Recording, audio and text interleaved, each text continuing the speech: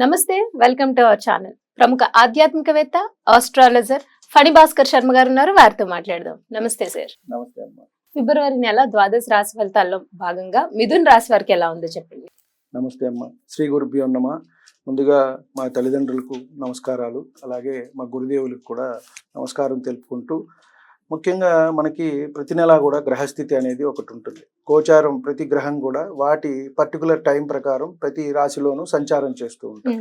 మనం ఫిబ్రవరికి తీసుకున్నట్టయితే వృషభంలో గురువు, మిథునంలో కుజుడు, కన్యలో వచ్చేటప్పటికి కేతువు సంచారం జరుగుతోంది. మకరంలో రవి, బుధుడు, అలాగే కుంభంలో శని, చంద్రుడు, తర్వాత మీనంలో చివరిగా రాహువు, శుక్రుడు ఉంటారు. ఇక్కడ చంద్రుడు అనేది మనకి తిరుగుతూ ఉంటారు. ప్రతి 2.5 రోజులకి ఒక్కొక్క రాశిలో తిరుగుతూ ఉంటారు కాబట్టి నెలంతా కూడా సంచారం చేస్తూ ఉంటారు. మిగతా గ్రహాలన్నిటికీ 30 రోజులు, 45 రోజులు అలా వాటి పర్టికులర్గా ఉన్నాయి. సో ఈ గ్రహస్థితిని మనం ప్రామాణికంగా తీసుకుని ముందుగా మనం గ్రహస్థితి చూసుకున్నాం కాబట్టి ఇప్పుడు ఏ నక్షత్రాల వారు దీంట్లోకి వస్తారు అనే విషయాన్ని మనం తెలుసుకున్నట్టయితే మనం గోచార ఫలితాలు తెలుసుకోవచ్చు. ముఖ్యంగా మిథున రాశిలోకి వచ్చేటప్పటికి మృగశిర 3, 4 పాదాలు, ఆరుద్ర 4 పాదాలు, అలాగే పునర్వసు 1, 2, 3 పాదాల వారు దీంట్లోకి వస్తారు. కాబట్టి ముఖ్యంగా ఈ నక్షత్రాల వారు జన్మించిన వారు ఈ దీంట్లో వస్తారు కాబట్టి వాళ్ళు ఈ ఫలితాలు అనేవి చూసుకోవటం అనేది మంచిది. వీరికి కూడా కొంచెం అలాగే ఉందమ్మా. అంటే గురుబలం కొంచెం తక్కువ ఉంటాము, అన్నీ కూడా ఖర్చులే ఎక్కువ సూచిస్తూ ఉన్నాయి. అంటే ధనం వస్తూ ఉంటుంది, అది ఖర్చు అయిపోతూ ఉంటుంది. ఎలా వచ్చింది అలాగే అయిపోతూ ఉంటుంది. తర్వాత చూసుకుంటే ఎండ్ ఆఫ్ ద డే కానివ్వండి, ఆ మంత్ ఎండ్లో చూసుకుంటే ఏం ఉండదు. ఎంత ధనం వస్తుంది అంటే అంత ధనం కూడా మొత్తం ఖర్చు అయిపోతుంది. ఖర్చులు అయితే అధికంగా ఉన్నాయి ఈ నెల కూడా. అలాగే ఏ పని మొదలు పెట్టినా కూడా వీరికి కూడా కొంత సాకారం అవటం లేదు. ఆ పనులు పూర్తి అవ్వకపోవడం వల్ల కుటుంబంలో ఇంట బయట కూడా కొంచెం చికాకులుగా వీరికి కనబడుతున్నాయి. కొంచెం వాహనాలు అవి నడిపేటప్పుడు వీరు జాగ్రత్తగా ఉండమని చెప్పదగ్గ సూచన. అంటే కొంచెం గాయాలు అయ్యే అవకాశం కనబడుతుంది. వాహనాల్లో వెళ్ళేటప్పుడు కొంత జాగ్రత్తగా ఉండటం అనేది మంచిది. అలాగే భార్యాభర్తల మధ్య కూడా కొంత వివాదాలు వచ్చే అవకాశం ఉంది. అంటే కొంతమంది చట్టపరంగా కేసులు కూడా ఎదుర్కొనే సమస్యలు అయితే వీరికి ఉన్నాయి. అంటే కొంతమంది లేని పక్షంలో కొన్ని గొడవలు అవుతాయి, కొంతమందికి లేని పక్షంలో కొంతమందికి అలాంటి విషయాలు కూడా కోర్టుల ద్వారా కొంత వీరికి ఇబ్బందులు అయ్యే అవకాశం అయితే కనబడుతుంది. కొంత అశుభ వార్తలు కూడా వీరు వినే అవకాశం ఉంది. అంటే ఇంట్లో వారు ఎవరైనా కాలం చేయటం అనేవి ఉంటాయి.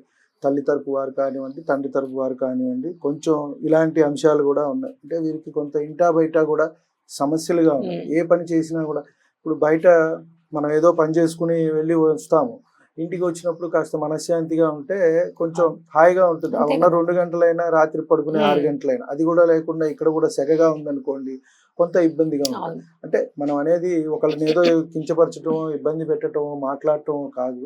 ఇప్పుడు ఆడామగా ఇద్దరు ఉద్యోగాలు చేసుకుంటున్నారు కాబట్టి ఎవరికి వారు కొంత కాంప్రమైజ్ అవ్వాల్సిన అవసరం ఉంది.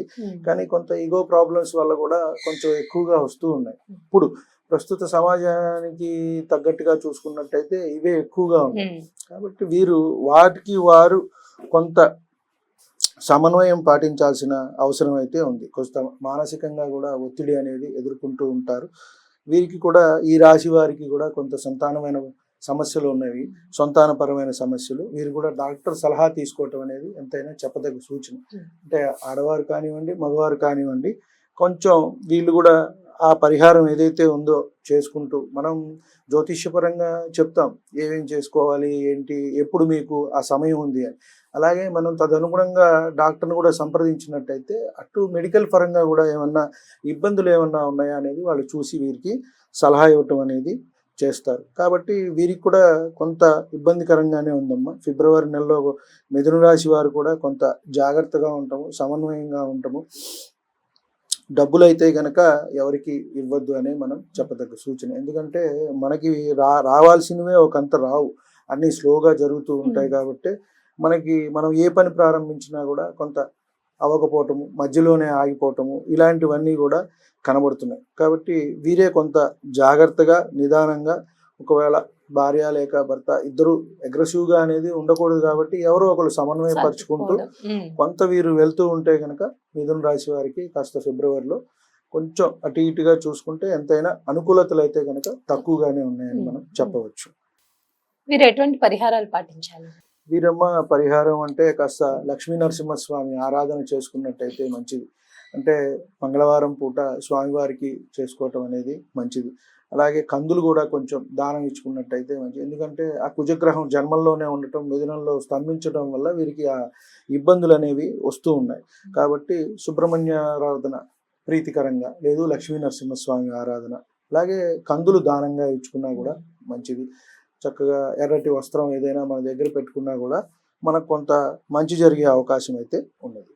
మీరు నిత్యం పఠించాల్సిన శ్లోకాలు ఏమైనా ఉంటాయా? అంటే సుబ్రహ్మణ్యాష్టకం చదువుకోవచ్చు అన్నమాట. రోజు. లేదు కుజుడిది నవగ్రహ స్తోత్రాల్లో ఉంటుంది. అదే మొత్తం నవగ్రహ ఆరాధన అందరూ చేసుకోవచ్చు. పర్టికులర్ గా మనకి ఏ మహర్దశ నడుస్తుందో చూసుకుని ఆ గ్రహ ఆరాధన చేసుకుంటాం అనేది మంచిది. ముఖ్యంగా మనకి కుజ మహర్దశ నడుస్తోంది అనుకోండి, సుబ్రహ్మణ్య స్వామి ఆరాధన, అలాగే నవగ్రహ స్తోత్రాల్లో ధరణి గర్భ సంభూతం అని ఉంటుంది, అది చదువుకుంటే గనక సరిపోదు. లేదు మొత్తం చదువుకుంటానండి అంటే గనక చక్కగా చదువుకోవచ్చు. వారికి శుభ్రంగా నవగ్రహ స్తోత్రాలన్నీ కూడా చదువుకున్నా కూడా మంచిది. దీనికి అదృష్ట సంఖ్య ఏంటి? అదృష్ట సంఖ్య 5 అమ్మ. 5. ఆ రోజు ఏమన్నా పనులు చేసుకున్నా కూడా వీరికి మంచి జరుగుతుంది. 5వ తారీఖు అలా చూసుకున్నా 14 ఇట్లా ఆ సంఖ్య చూసుకుని వారికి అంటే ఒక్కొక్క నక్షత్రానికి తారాబలాలు ఉంటాయి. ఆ వాటి ప్రకారం పనులు చేసుకుంటే మనకు కాస్త మంచిగా ఉంటుంది అని. ముఖ్యంగా బుధ గురు శుక్రవారాలు మంచివి. ఏ పని చేసుకోవాలనుకున్నా మనం మంచి సంకల్పించాము అంటే ఆ వారాలు మంచివి. అలాగే మనకి హోరలు కూడా అవే ఉంటాయి, బుధ గురు. తారాబలం ఏంటంటే మన జన్మ నక్షత్రం ఏదైతే వస్తుందో, ఉదాహరణకి ఉత్తరాభాద్ర తీసుకున్నాం, వారికి రేవతి నక్షత్రం సంపద, ఆ రోజు వాళ్ళు మంచి పనులు చేసుకోవచ్చు. తర్వాత మళ్ళీ అశ్విని చేసుకోవచ్చు, భరణి చేసుకోవచ్చు. సో అలాగే ఈ మిథున రాశిలోకి వచ్చినప్పుడు మృగశిర, ఆరుద్ర, పునర్వసు ఉంటాయి కాబట్టి వాళ్ళకి తారాబలం చూసుకుని వారి తర్వాత 2, 4, 6, 8, 9 ఈ నక్షత్రాల్లో ఏ పని ప్రారంభించుకున్నా కొంత అనుకూలతగా ఉంటుంది. మధ్యలో ఇబ్బందులు, అబ్స్టికల్స్ వస్తూ ఉంటాయి కదా, అవి రావటం కొంత తగ్గుతుంది. కలిసి వచ్చే రంగు వీరికి పచ్చమ్మ, పచ్చ ధరించినట్టయితే వీరికి మంచిది. మీరు సహజంగా కూడా జాతి పచ్చ ధరించవచ్చు మిథున రాశి వారు.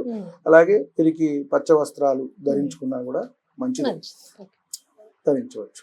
ఫిబ్రవరి మాస ఫలితాల్లో భాగంగా ద్వాదశ రాశుల్లో మిథున రాశి వారి గురించి, అలాగే వారు పాటించాల్సిన పరిహారాల గురించి చాలా చక్కగా వివరించారండి. ధన్యవాదాలు. నమస్కారం.